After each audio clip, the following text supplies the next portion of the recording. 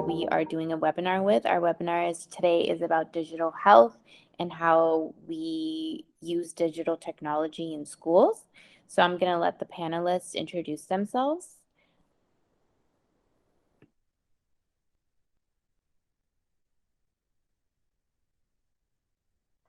Sure, I'll jump in and get started. Hi, everyone. My name is Dr. Katherine Grill. I am the CEO and one of the co-founders of Neolth. Our company is a digital health solution, so a desktop platform and mobile app that we use with high school and college students to provide stress and mental health support. So really excited to talk about technology in schools today. Hi, everyone. My name is Taylor Shead. I'm the CEO and founder of STEMuli Education. STEMuli is most known for a product where we provide to high schools the ability to connect with virtual mentors and internships in an area of their passion. Throughout the pandemic, our business kind of took a pivot where we started getting more involved in the classroom and supporting school districts with developing technology that not only make teachers' jobs more seamless and efficient, but also help engage our students with technology that they're used to using outside of the classroom. Very happy to be here today. Thank you so much for introducing yourself. So I'm going to start with asking the first question, and this question is going to be directed to Dr. Grill. And the question is, what is digital health and how is it helping students? Yeah, thanks, Naveen. Digital health is a broad term, and I actually get this question a lot from school professionals because I think it encompasses so much. So there are different categories of digital health. There are things like, wearables, like the Apple Watch that can kind of track your heart rate or things like that. There's telemedicine, which is kind of virtual visits or Skype visits with a doctor or with a therapist. And then there are a lot of self-guided solutions or mobile app solutions. So that's what we do with the schools is we actually have a completely self-guided app and version of our program where the students can go in, they can do on-demand relaxation practices or SEL activities. That's all self-guided and pre-recorded. We also have pre-recorded video series where clinicians are talking about mental health to educate students, or even students are talking about their own lived experiences within mental health to break down stigma. So I think that digital health, it comes in a few different packages, and sometimes people want the telemedicine where it's an actual visit with a therapist or a doctor. And a lot of times what we're seeing with the schools is that they're actually wanting the self-guided version, which is you can be part of the STEP model of care. So kind of the first level of intervention that students get for general stress management and for time management. But it can be really helpful for the students just to learn to build these skills around time management, around resilience. It can help with academic performance, and there's a lot of research that shows it helps with retention as well, so keeping the kids enrolled in school and helping them graduate. And it's also just a really affordable option for the schools to be able to provide something that's a 24/7 support system for their students. Thank you so much. That was like a very thorough explanation. I also feel like because of the age right now of digital, like everybody's online and on their phones. So I think this is like a great app. My next question is for Taylor. And the question is, what is workforce development and how is it helping students? Yeah, thank you for the question, Naveen. So what is workforce development? I could give you a really broad answer, but I'll try and be very specific with this. Workforce development is the idea that students can get started now in training for the job of their dreams. And so when we look at workforce development, it has a few tiers or layers, if you will. First, we know students need to be engaged academically because they need the math, the science, the foundational skills that they'll apply really in any profession that they take. But the second skill set that oftentimes isn't developed during a student's academic career is those essential skills that apply to you no matter what workspace you're walking into. So we're talking about things that could be as simple as communication and collaboration, but other essential skills like how do you problem solve? How do you use creativity to do critical thinking? So you have your layers there. Again, you have your academia, then you have your essential skills that can apply to any job. And then the last, and certainly not least important, is the actual technical skills you need to do a job. So right now, as you all know, we've shifted to a completely digital world where we're having to meet on Zoom and Google Meets, We're having to schedule calendar appointments. We're having to send emails and be appropriate and politically correct. Students not only are going to need to know these digital skills, but then they're also going to need to know the skills of how do you analyze data? Or if you want to get into almost any profession, again, it helps to have a technical background. So when we look at workforce development, it's not any one of these without the others. It's the academic skill sets, it's the essential skills that help them be successful and become a leader. And then last but not least, the technical skill sets that really help them excel within a certain career pathway. Thank you. That's really helpful. I feel like I didn't have that when I was growing up, so that's really nice. Okay, so my next question is for everybody, and it is, what significant changes have you seen over the last 5 years when it comes to using technology in schools?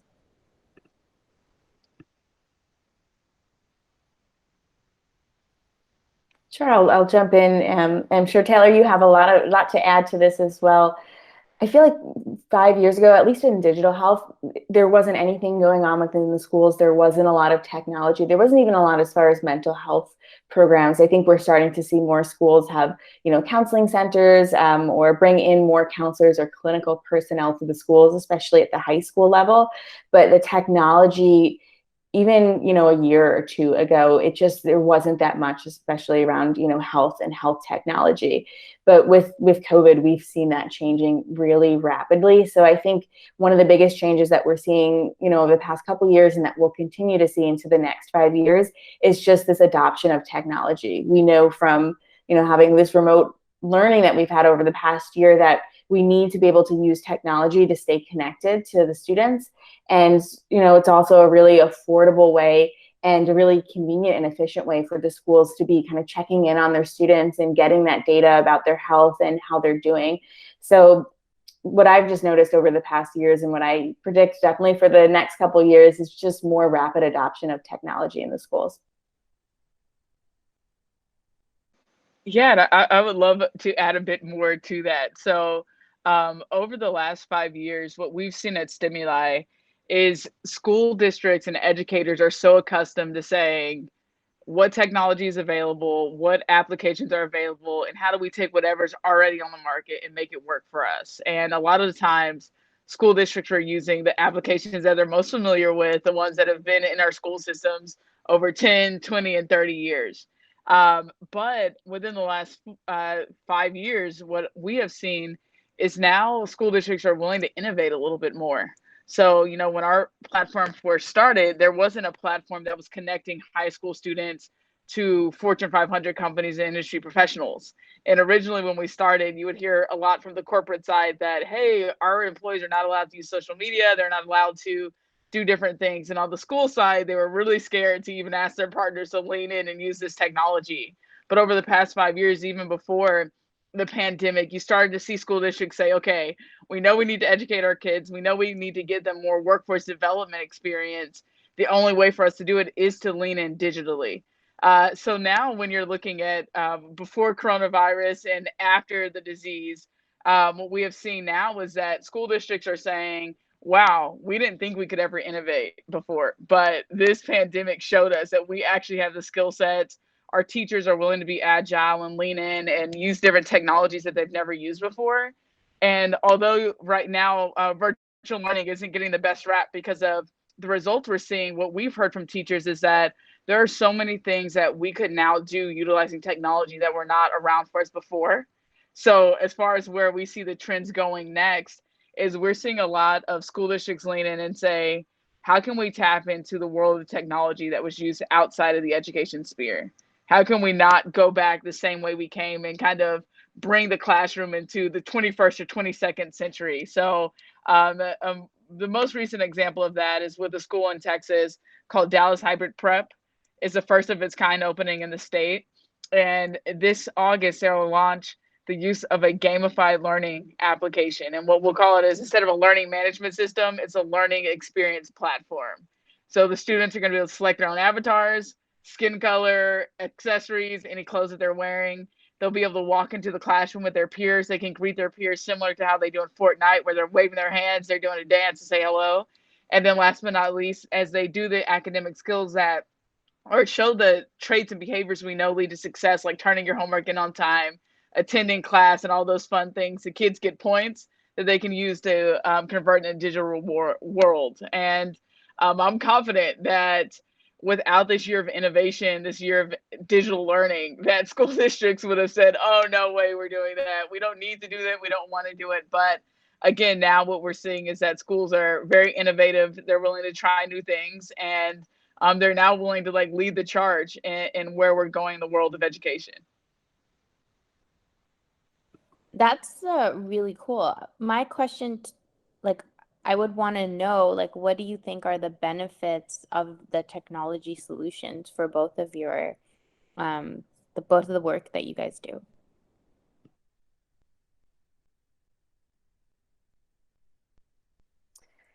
Yeah, I mean, it's so exciting what Taylor's doing. I think all of the work in technology. I'm really excited to see this video game come out in Dallas, and it's just also exciting to see all these schools who are, like Taylor was talking about, were more hesitant to adopt technology, and now they're all in and they're jumping for it. Some of the benefits that we see with a mental health solution are, of course, you have kind of your bucket of clinical benefits around mental health. So things like reductions in depression, in anxiety, preventative care, reductions in stress as well. So for example, with us, after 8 weeks on our platform on Neolth, student stress decreases 22%, and after 12 weeks, 39%. So we're really seeing significant, and this is clinically significant, as shown in research, decreases in stress.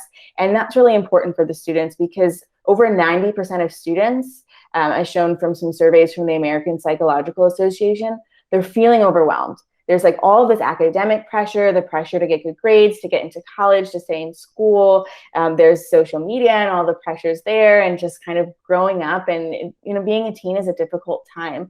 So they really need support, because this kind of teen to young adult period is the time where 75% of mental health conditions will develop. It's the first time that they're experiencing these symptoms in their lives. So by implementing a mental health program, some of the benefits that we see, like I said, really are directly related to mental health.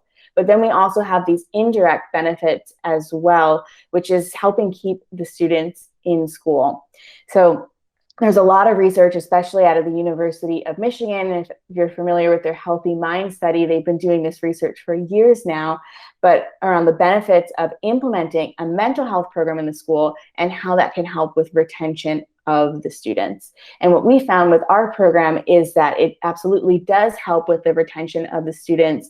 For example, in a recent pilot that we did with 100 students and giving that school's attrition rate, 19 of them would have actually dropped out and fallen out of school. We were able to help keep 15 of those 19 students in school. So it's really significant. You'd think that, maybe mental health would help just a few students stay in school, but what we're finding is it's actually a huge factor that helps these students be able to stay in school and be able to graduate. So that's really important. But I'm excited to hear, Taylor, about your platform, because I know there are a lot of ways that it's helping the students as well.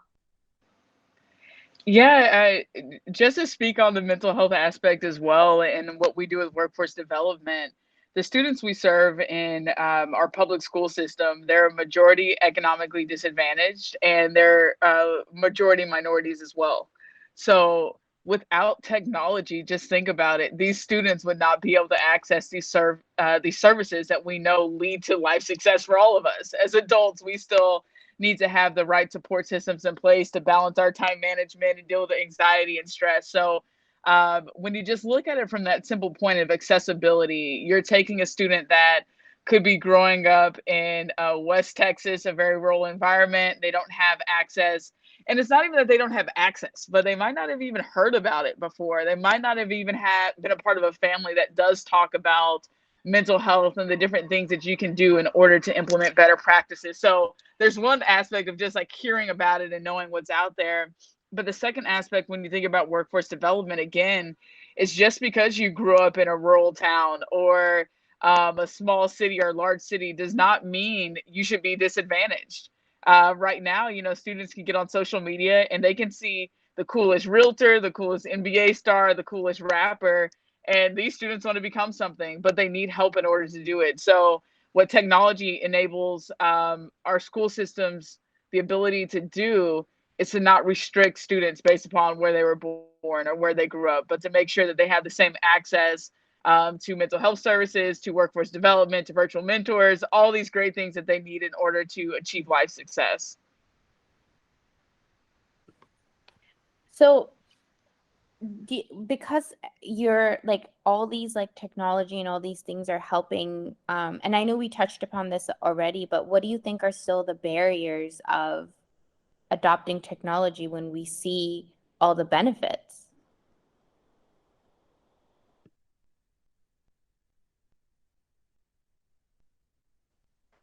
Yeah, I think, one of the barriers is just when something is new, it can feel scary or feel like it's a lot of work. And it's definitely something that we saw before COVID with the schools where they're like, well, do we need to use technology, or do we need to implement mental health? Or, maybe we can just work with the social workers or the guidance counselors in the school because the students, will be able to see them every day. And, of course, now we know that's not always the case. And it's also, I think, just really difficult to encourage students to reach out and come in to see the school counselor. There's a lot of stigma around that, or to be able to track and get this data around how the students are doing over time. So that's a really big benefit for the schools. So I think one of the barriers for the schools was just feeling like, well, it's something new and I'm not really sure how to go about it. And kind of what Taylor mentioned before with the students where, they might not access mental health care because they've never heard of it. That's what we're finding with a lot of schools. They weren't using digital mental health because they've never heard of it. But once they're starting to hear about it, they're seeing the use cases, other schools are using it, and they're seeing all these benefits. It's definitely helping kind of overcome that barrier. And then, of course, with COVID and just all of the ways that it's impacted, negatively impacted student mental health, it's really become a need and a top priority for these schools. One of the other areas too, I think that's always been a barrier is historically mental health has been underfunded. It's just not an area where the schools have always had, dedicated money to spend on mental health support or SEL learning. And what's really awesome is that, with the COVID relief funding, that's all changed. And the government has given both universities and K-12 schools has given them this money to spend on mental health support and services. ESSER, ESSER, is one of the funds that schools can spend between now and 2024. So they can actually, implement a program now in 2021 and use funds to pay for it for the next 3 years and test it out and, see how it goes.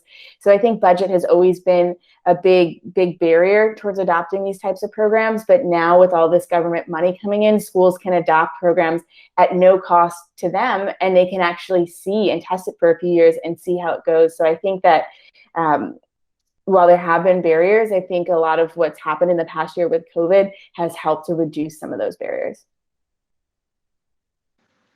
Yeah, and just adding on to that, if you're not involved in the classroom, some of us have no idea how hard our teachers' jobs are. So I'll give an example in the state of Texas. Teachers are teaching to a standard that is necessary. So we need to know, what is the standard? The standard says if you're in 7th grade and you're in algebra, you're supposed to learn factoring polynomials. And so a teacher is responsible not only for teaching the standard, but making sure all the students in her class measure up to that standard before they can move on to the next grade. With all of that said, our students and our teachers have this mindset, and it's constantly like pass fail. It's not really an innovator's mindset. And so what a lot of folks know in the technology industry is that you try something, and if it doesn't work, you iterate, you try again, and you improve it, and you iterate and you try again and improve it. So when we talk about the barriers, there's really a cultural barrier in education where, again, teachers, none of our jobs are really measured as far as how effective other people learn, but their jobs are. And so oftentimes they would rather go with what is a known quantity that doesn't scare them, that they know they can get the results that they need. So sometimes it's mindset, and that doesn't start with the teacher. It's really the school and the district implementing a culture that supports innovation and supports that drive to try things new.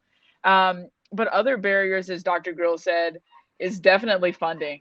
So depending on where you live, your school district might have access to a lot more funds than others. And so, I mentioned that again with Fortune 500 companies, their school districts, like in Dallas, where they have access to 85 partners that are Fortune 500 small and medium-sized businesses that are supporting their kids.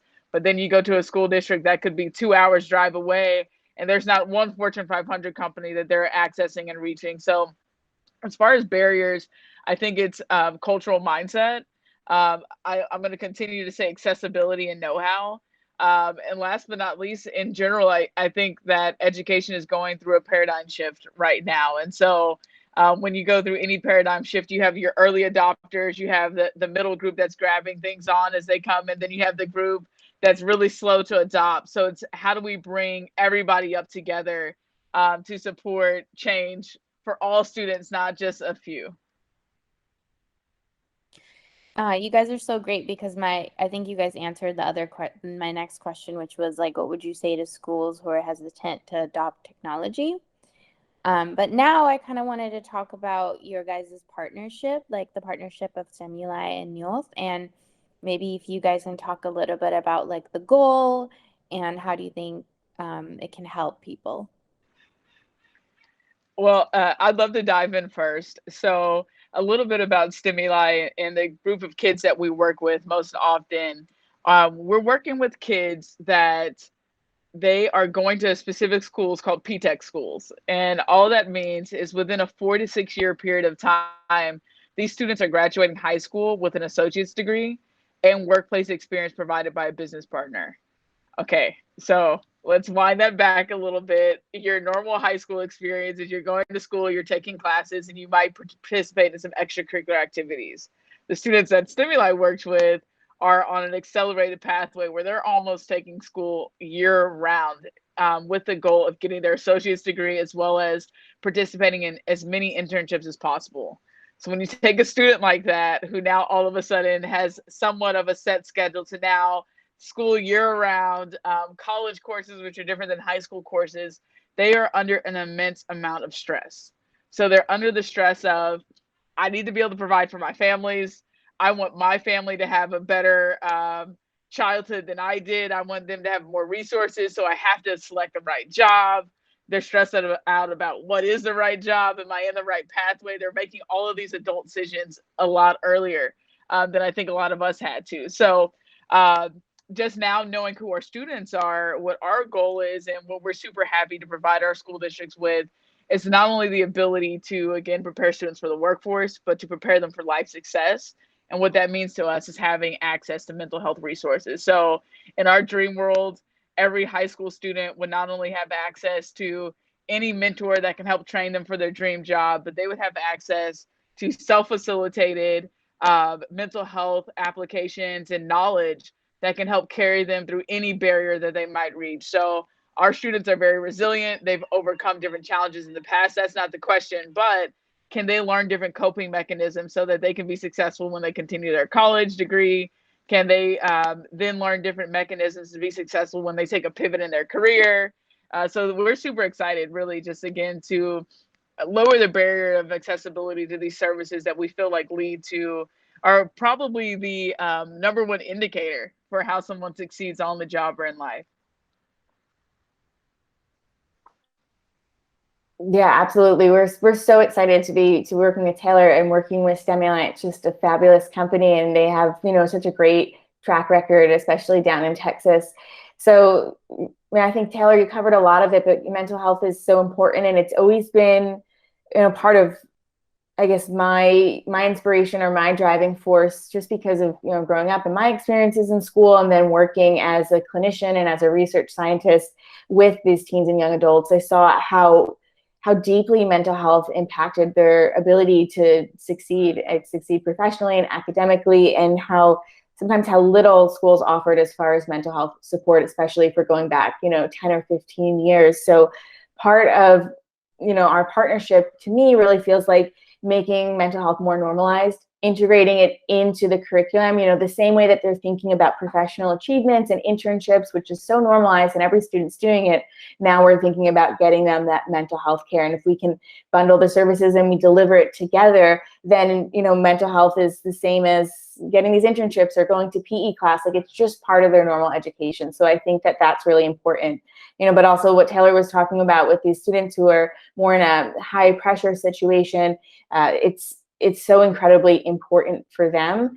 And I think that one of the biggest stressors that we do hear about from students and young people is this. It's academic achievement, but it's academic achievement to then get to that level of professional achievement. And, what career do I want to have, and what internships do I get, and how do I, get matched with my first internship, or how do I build these skills that will help me be successful when I graduate and get a job? And that's a huge, huge part of their journey, where they're feeling a lot of stress and pressure, and it can negatively impact their mental health. So if we can, give them mental health support, but we can also partner with this company who's doing such great work and who's helping them alleviate a lot of that pressure and stress by giving them the career readiness skills, by matching them with internships and getting them ready for a job, that's also just, I think, a huge win for us. So we're really excited about this partnership.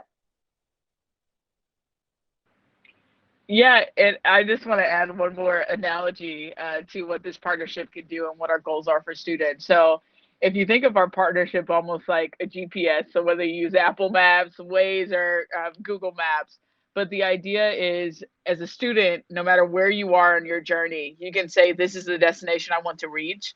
And step by step, our platforms are providing all the support that a student would need to go from where they are to whatever that goal is, as far as whether college obtainment or career obtainment. So that's my highest hope for education and our partnerships, that any students utilizing our system, they have a source of truth. They don't have to rely on what their inner circle knows, or what their family's past experiences are, or what their culture says. But if they need knowledge, they have that knowledge at their fingertips.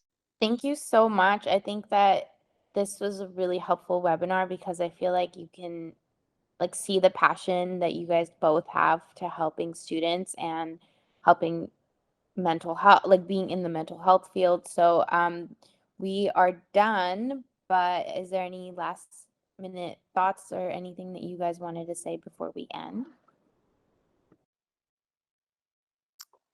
Maybe I'll just add one more thing for schools who you mentioned, they might be hesitant to adopt technology, and what would you say to them?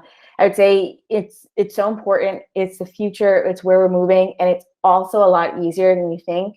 I think a lot of times schools think, well, if I'm going to take this program, I need to plan it for months in advance, and I need to hire a dedicated person to roll out this program. And it's like, it's not that difficult at all. And Taylor maybe can talk about, how it is to roll out STEMuli, but for us, Neolth, and our mental health program, it's as simple as, picking the number of students you want to access the program and picking your start date, and that's it. And then we can get the school set up, in under a week, and we kind of hold their hand and walk them through the process and help them communicate to the students about this offering and encourage the students to sign up and use it. So I think, Taylor would say the same about STEMuli. It's really a lot easier than the schools think, and the benefits are so great, and they're so important for the schools. Like she was saying, it really gets students from point A to point B, and it just can help amplify the great work that the counselors, the social workers, that the teachers are already doing. It's like another tool for those education professionals to just further help their students. So yeah, thanks Naveen for moderating the webinar. It was really fun to be a panelist, and for anybody who's watching this, any schools or education professionals, you're welcome to reach out to Taylor at STEMuli or to Katherine at Neolth if you have any other questions for us.